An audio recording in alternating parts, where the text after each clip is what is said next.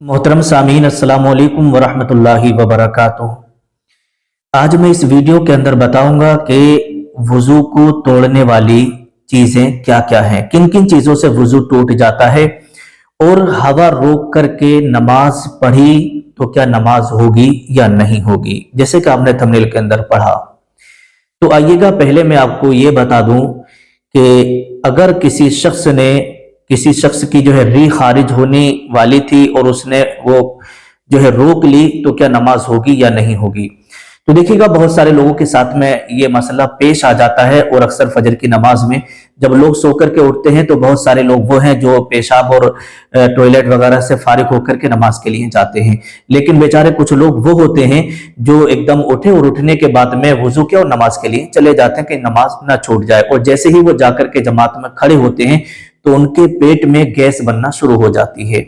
और जब गैस बनना शुरू हो जाती है तो उनको ऐसा एहसास होता है कि अब हमारी बाई घूमने वाली है, री खारिज होने वाली है, हवा खारिज होने वाली है। तो अगर वो हवा को रोकते हैं तो हवा के रोकने से अगर जहन भटक रहा है तो ऐसी सूरत में हम हवा को रोक सकते हैं या नहीं रोक सकते। फुक़हा इकराम ने क्या फरमाया है, तो देखिएगा, फुक़हा इकराम फरमाते हैं अगर आपका जहन मुंतशिर हो रहा है और आपका जहन, आपकी जो नमाज है, नमाज में खुशू और खुजू नहीं रहा और बल्कि आपका जहन भटक रहा है, तो ऐसी सूरत में उलमा इकराम फरमाते हैं कि आप बाहर निकल जाएं और ये गैस को खारिज करें, उसके बाद दोबारा वुजू करके फिर आप नमाज पढ़ें। इसी तरीके से फुक़हा इकराम ने फरमाया है अगर आप हवा को रोकते हैं और आपका जहन भटक नहीं रहा है और आपका जो जहन है वो नमाज की तरफ लगा हुआ है, तो फिर ऐसी सूरत में नमाज ना तोड़ें, नमाज को मुकम्मल करें। अब बात ये आती है कि किन किन चीजों से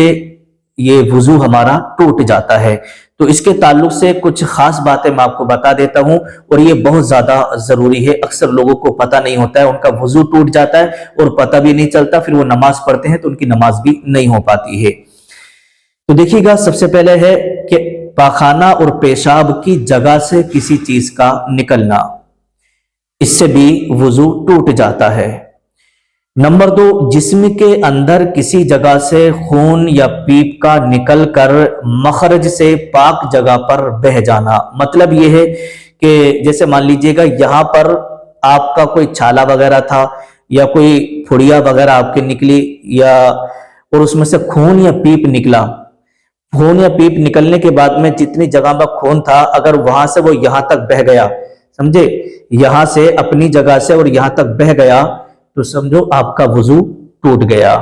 और खून निकला और निकलने के बाद वहीं पर रह गया, बहा नहीं, तो फिर वुजू नहीं टूटेगा। ये लिखते हैं कि मखरज से पाक जगह पर बह जाना, जो उसका मखरज था, जो जगह थी, अगर वहां से बह गया तो वुजू टूट जाएगा। तकिया लगाकर सोना, अगर कोई शख्स टेक लगा के ऐसे करके, जैसे मस्जिद की दीवार है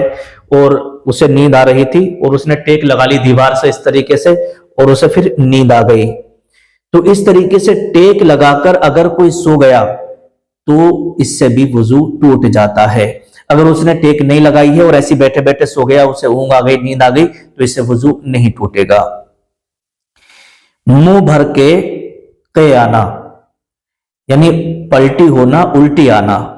अगर मुंह भर के उसको पलटी आ गई तो इससे भी वुजू टूट जाता है। बालिग का नमाज जनाजा के अलावा नमाज के अंदर कहकहा लगाने से वुजू टूट जाता है।